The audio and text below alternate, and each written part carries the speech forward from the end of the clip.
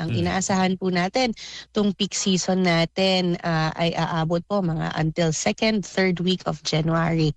Yan po talaga yung karamihan ng mga bumabiyahe, yung mga umuwi po dito ng mga kababayan natin na nakatira abroad. Babalik na po sila sa kanilang mga residences, yung mga OFWs po, magsisiuwian na rin po after the holiday season. So far, madami po ang ating arrivals and departures.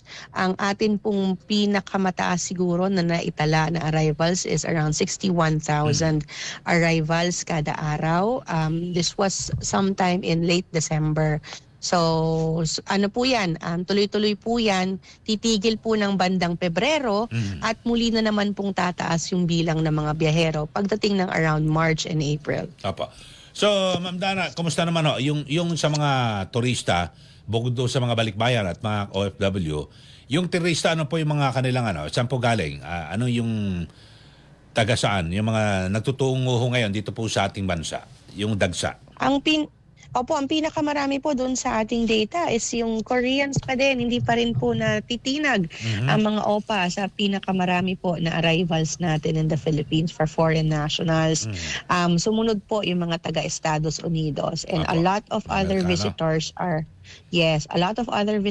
coming from Japan, from China, from Canada. Pero so far yun po yung top natin na mga arrivals in the Philippines.